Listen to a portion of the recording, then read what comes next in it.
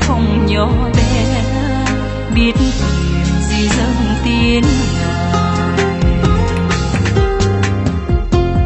Con xin dâng lên con người nhỏ bé, có chi đâu, có chi đâu. Ôi con người ngàn năm mấy thuở, có chi đâu, có chi đâu.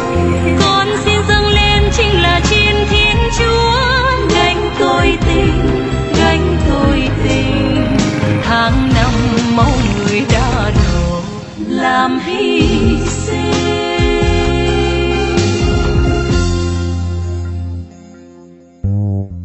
Tình Chúa trao máu hồng tự nạn, chưa cạn suối ơn an hòa.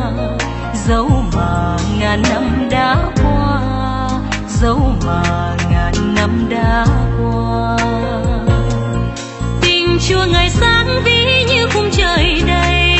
Lòng con nhỏ có chi hơn một thoáng mây, cảm tạ tình thương tuyệt đối, biết tìm chỉ dâng tiếng Ngài. Con xin dâng lên con người nhỏ bé, có chi đâu, có chi đâu. Ôi con người ngàn năm mấy thuở, có chi đâu, có chi đâu. Con xin dâng lên chính là chiến Thiên Chúa, gánh tôi tình, gánh tôi tình. Tháng năm máu người đã đổ làm hy sinh.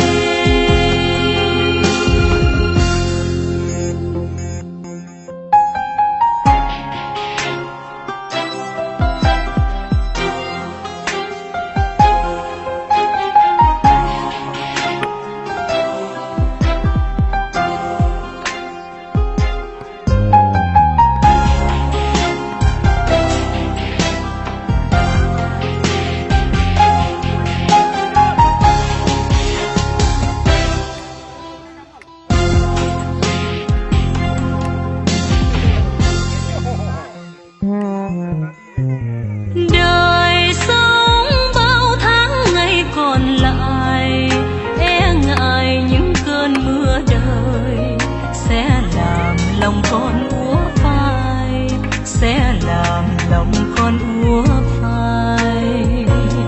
Lời Chúa là ánh sáng soi trên đường dài, là gió thổi dẫn đưa con thuyền đến nơi. Chót đời con đây nhỏ bé, chót đời xin dâng tiếng Ngài. Con xin dâng lên con người